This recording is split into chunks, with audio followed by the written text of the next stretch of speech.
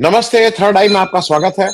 आज थोड़ी बात कर ली जाए दिग्विजय सिंह का लेटर। दिग्विजय सिंह का एक लेटर है जो उन्होंने पार्टी में भेजा, पार्टी के अध्यक्ष को, और उन्होंने कांग्रेस के में को कैसे मजबूत किया जाए, कांग्रेस को कैसे किया जाए, उस पे एक लंबी चौड़ी चिट्ठी लिखी और वो सार्वजनिक हुई। और जैसा बताया जा रहा है कि उस सीडब्ल्यूसी में उस पर डिस्कशन भी हुआ। अ, मुझे ऐसा लगता है कि दिग्विजय सिंह साहब एक सीजन पॉलिटिशियन है, और मैं शुरुआत करना से करते इस चर्चा की शुरुआत इस बात से कर रहा हूं। मुझे आज कल परसों नरसों किसी दिन भी ये नहीं है कि दिग्विजय सिंह आरएसएस विचारधारा के आदमी हैं, या वो किसी किसी समय बीजेपी में टूट के जा सकते हैं। मैं बिल्कुल स्पष्ट हूं, इस पे मुझे कहीं एक राय रत्ती भी शक नहीं है कि वो कांग्रेस छोड़ के कहीं जाने वाले हैं। लेकिन जो उन्होंने लेटर लिखा है, वो मुझे लगता है कि जो एक एक देश का जो एक ecosystem RSS, BJP, Gujarat lobby, ये जो बनाने के, उसमें उस इकोसिस्टम को बनाने में काफी हद तक कामयाब रहते हैं। और उसके वजह से बहुत से ऐसे नेता जो अदरवाइज मैं उनकी इज्जत करता हूं, क्योंकि एक सबसे बड़ी एक ही इज्जत का कारण है कि वो सुलभ है, वो उपलब्ध है। दिग्विजय सिंह इस जमाने के उन चंद नेताओं में है जो जिनके यहाँ अगर कोई पॉलिटिकल वर्कर जाता है मिलने या फोन करता है, तो वो फोन भी उठाते हैं और मिलते भी हैं। अब उनकी विचारधारा से बहुत सा इत्तेफाकी ना इत्तेफाकी हो सकती है, इसमें कोई दो राय नहीं।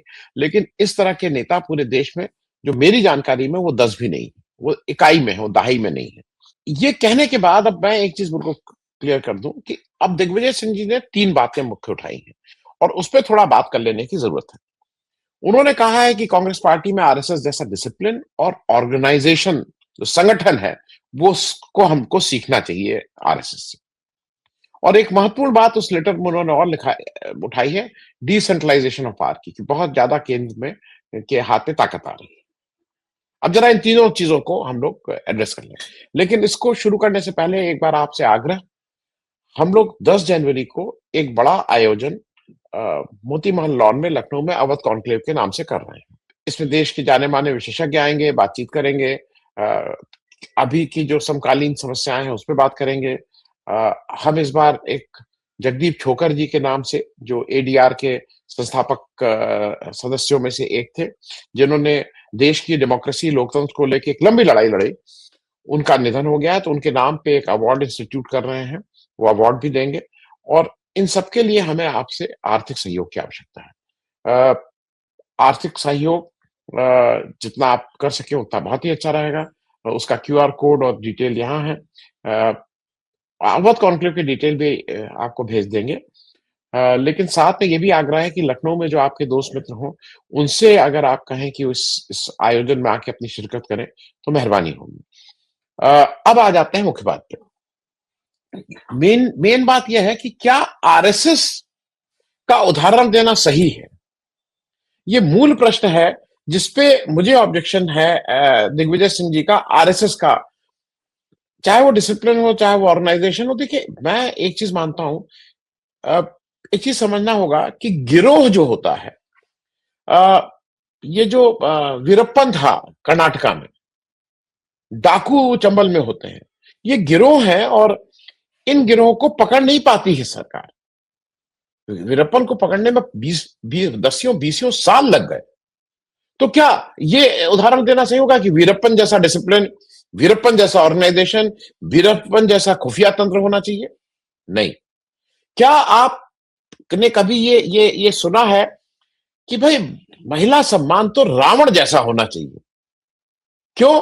क्योंकि जब रावण सीता जी को उठा के ले गया, तब भी उन्होंने सीता जी की इच्छा का सम्मान रखा, और उस एक तिनके की आड़ को भी आड़ माना। तो क्या हम ये कहें कि नहीं नहीं, महिला सम्मान रावण जैसा होना चाहिए? मैं ये बात ही इसलिए एम्फसाइज कर रहा हूं कि जो जो उदाहरण दिया है दिग्विजय सिंह जी ने, वो कहीं ना कहीं मुझे ऐसा लगता है कि जो इसको वो है कि ये बीजेपी और आरएसएस की जीत के रूप में देखता हूं, जो उन्होंने इस देश के पूरे इकोसिस्टम को विषाक्त करने की कोशिश की है। ये उसकी एक छोटी कामयाबी के रूप में देखता हूं। आप हिटलर का उदाहरण देंगे कि एक बड़ी रेस होनी चाहिए, इस तरह के बहुत से वो हुए हैं। आरएसएस क्या है? पहले तो ये समझ लीजिए ना, आरएसएस एक गिरोह है जिसका कोई रजिस्ट्रेशन नहीं है, जिसका कोई बैंक अकाउंट नहीं है, जिसका कैसे पैसा आता है, कहां जाता है, कैसे आता है, ये कुछ नहीं पता है। वो गिरोह के रूप में काम करता है। आरएसएस का ऑब्जेक्टिव क्या है? हिंदू राष्ट्र बन जाए। आरएसएस की विचारधारा क्या है? हिंदुत्व। हिंदू धर्म नहीं है, हिंदुत्व है। जो हिंदू धर्म और हम और आप और जो भी हिंदू धर्म को मानने वाले हैं, वो धर्म नहीं है। वो एक एक्सट्रीम राइट विंग का है, जहां पे माइट इज राइट है। उनके जो साधन क्या है? उनके साधन नफरत है।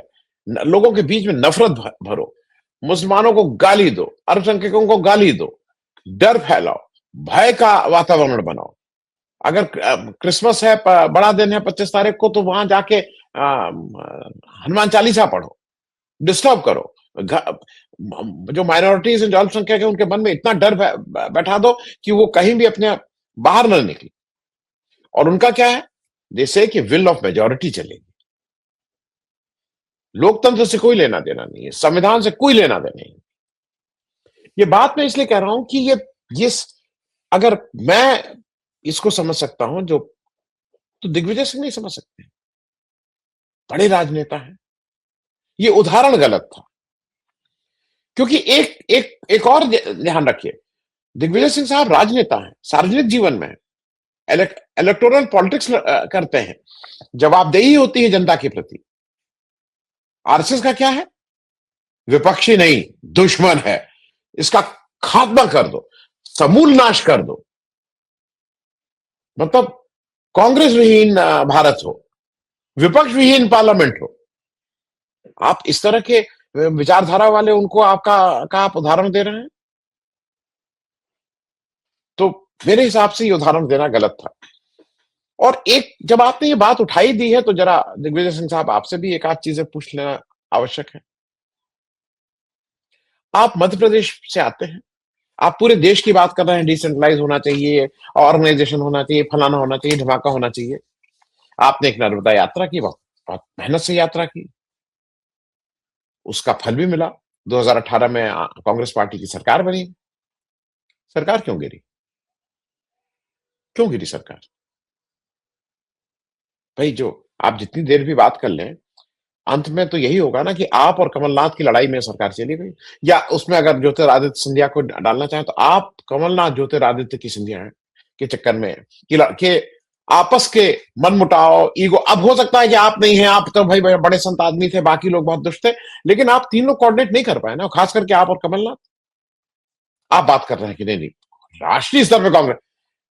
दूसरा, आप अगर अगर आप आरएसएस और बीजेपी आपके मन में है, तो आपने जब वहां कांग्रेस की सरकार थी, तो आपने बीजेपी तोड़ क्यों नहीं दी? जो बीजेपी बाकी जगह तोड़ देती है आपकी पार्टी, आपने नहीं क्यों नहीं तोड़ा? आप तो वहां, आपके पास सब था, साधन था, सरकार थी, आपके पास एडमिनिस्ट्रेटिव एक्सपीरियंस था, स्पीकर आपका था, क्यों नहीं तोड़ी बीजेपी? कि जिससे ऐसा मजबूत कर दो कि आने वाले समय में वो कम से कम उस 5 साल तो नहीं हो पाए। मेरा कहना है सिर्फ यह है कि ये उपदेश देना, ये करना बहुत हुआ है। आपने बिल्कुल नर्मदा यात्रा की थी, उसको एक्नॉलेज किया जाता है। आपने उस समय कमलनाथ को चीफ मिनिस्टर बनने दिया था, उस एक्नॉलेज किया जाता है, लेकिन उसके बाद आप चला नहीं पाए थे, आप उसके पार्ट एंड पार्सल थे। देखिए, एक चीज और समझ लीजिए, मुझे जो लगता है कि इस देश का एक बड़ा मानस ऐसा है जो ये तो मानता है कि बीजेपी जो कर रही है, मोदी जी जो कर रहे हैं, वो देश हित में नहीं है, उनकी पॉलिसीज को देश तरक्की नहीं कर रहा है, लेकिन वो चाहते ये है कि कांग्रेस बीजेपी का पार्ट 2 बन जाए, या उसकी एक कार्बन कॉपी बन जाए। ईमानदारी से सोचिए, क्या हम बीजेपी जैसा डिसिप्लिन कांग्रेस में चाहते हैं, जहां पे डिसेंट की जगह ही ना हो, जहां पे कोई मुंह ही ना खोल पाए? क्या हम ये चाहते हैं? क्या शशि थरूर आज कांग्रेस में जो भी बोल रहा है, मैंने भी कहा कि नहीं ये ठीक नहीं किया, वो किया, लेकिन बने तो कांग्रेस में, सीडब्ल्यूसी अटेंड करते हैं, बैठते हैं नेतृत्व के साथ, कांग्रेस प्रेसिडेंट का इलेक्शन भी लड़े, जगह तो है ना, उस डिसेंट की जगह है। लोग गुस्सा होते ही होते हैं कि ठीक है, केरल में ये चीफ मिनिस्टर बनना चाहते हैं बीजेपी। मैं भी कहता हूं, बीजेपी इनको चढ़ा रही है, इनको बेवकूफ बना रही है, लेकिन कांग्रेस कांग्रेस है। उनको भी रखी हुई है। और एक ध्यान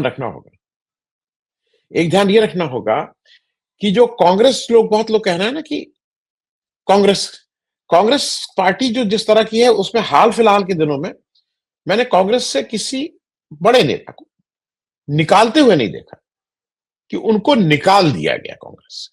मैंने नहीं देखा। कांग्रेस लोगों ने छोड़ी, इसमें कहीं कोई दो राय नहीं है। और छोड़ने के पीछे वही बीजेपी का डर, धमकी, लालच, ये सारे का एक कंबाइंड जो इफेक्ट होता है वो किया गया। साधन तो मिलता ही है। देखिए, कुछ चीजें अपने आप है, पैसा तो मिलेगा ही मिलेगा, वो तो मतलब इट गोज विदाउट सेइंग। आपको आपको अपना दाम तय करना होगा, लेकिन सिर्फ पैसा नहीं, उसके साथ आपको दो काम और करने होंगे अगर आप कांग्रेस छोड़ रहे हैं तो। आपको गांधी परिवार को डिस्क्रेडिट करना होगा, राहुल गांधी को गाली देनी होगी, और ये बताना होगा कि इनकी वजह से ही सारा कुछ कबाड़ा हो रहा है। क्योंकि क्योंकि आप, मैं तीन जल्दी से उदाहरण दे दूं। गुलाम नबी आजाद, कांग्रेस ने क्या कुछ नहीं दिया, चीफ मिनिस्टर, मंत्री, एमपी, सब दिया। जब छोड़े बंगले के लिए और पैसे के लिए, तो उसका एक होता है कि लंबी एक दस्तावेज बनाओ, जो शायद हो सकता है कि बीजेपी के जो एक दो कद्दावर नेता उनके उन्होंने उसको बनाया हो, दस्तखत कर देना, गाली दो, और गाली देने के बाद गांधी परिवार को अटैक करो, नंबर 2, और नंबर 1 पे राहुल गांधी को रखो। गौरव वल्लभ, कोई जानता था गौरव वल्लभ को? 2 बार एमपी के इलेक्शन लड़े, एक बार बिहार से, एक बार राजस्थान से। हार गए तो पार्टी क्या करे? निकलो तो गाली दो, गाली दो। हिमंता बिस्व शर्मा,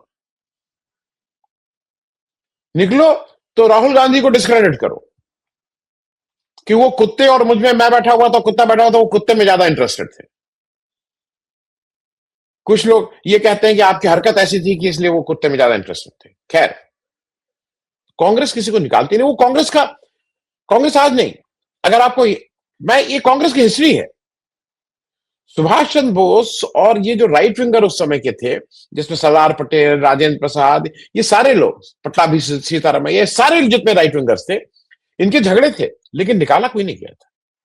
मैं ये बात इसलिए कह रहा हूं, ये जो लेटर है, इसमें उन्होंने ये जो उदाहरण दिया है, वो मेरे ख्याल में उससे आपने फायदे के बजाय नुकसान किया। स्वस्थ बिल्कुल बहस होनी चाहिए, हर जगह बहस होनी चाहिए, क्या होना है, कैसे होना है, क्या होगा, क्या नहीं होगा। कुछ लोगों की राय हो सकती है कि भाई ये अच्छे थे, वो बुरे थे।